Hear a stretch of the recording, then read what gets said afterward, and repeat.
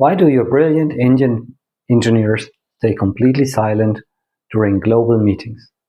Even when they know your German plan is flawed. Today, we'll unlock the hierarchy matrix. It's really interesting.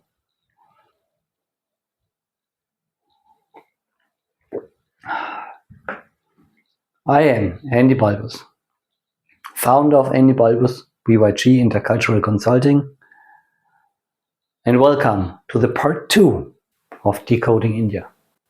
I hope you have already seen part 1. Let's look at a massive danger zone for global projects. You are a German project lead. You present a new software architecture to your team, for example in Pune. It has a critical flaw, a huge mistake. And your Indian engineer sees this immediately. But they say absolutely nothing. They execute the flawed plan. The project crashes, and you furiously ask, why didn't you warn me? And to understand this, we have to look at how power is distributed. So we proceed. I explain you now about hierarchies. In Germany, we have a so-called flat hierarchy, at least in a lot of companies. Not in all, but in a lot of them. I visualize it now with a small graph so that you get a better idea.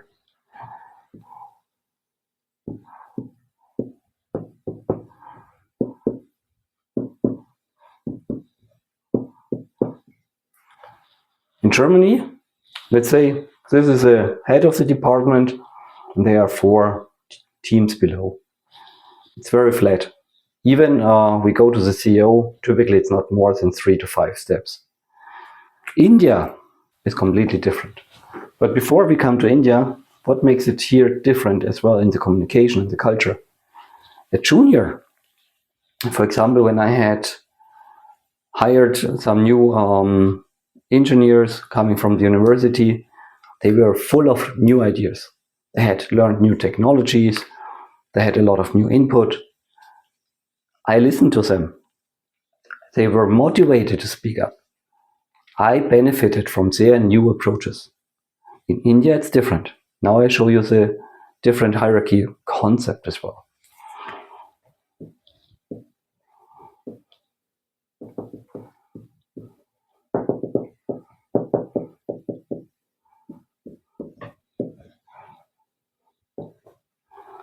In India, the head is here.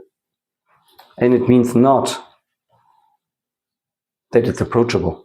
There's a huge leadership distance, hierarchy distance, so-called power distance.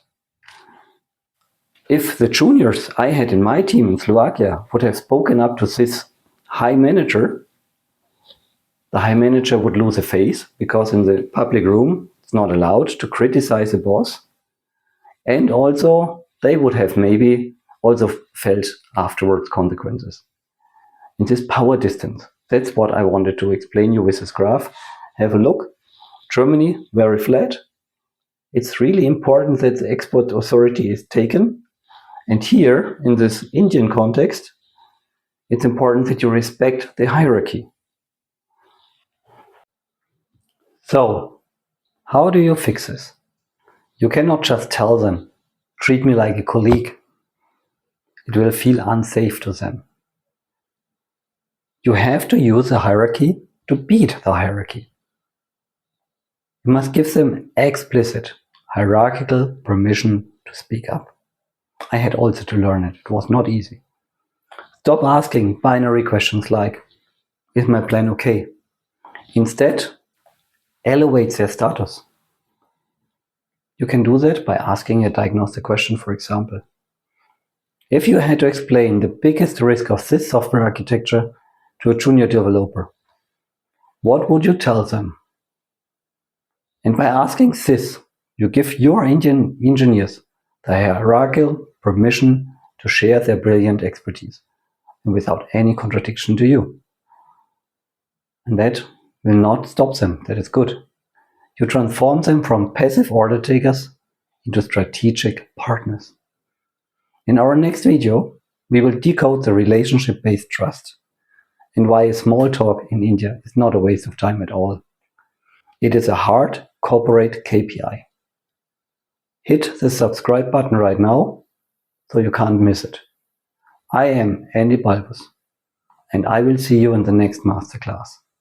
Thank you for watching.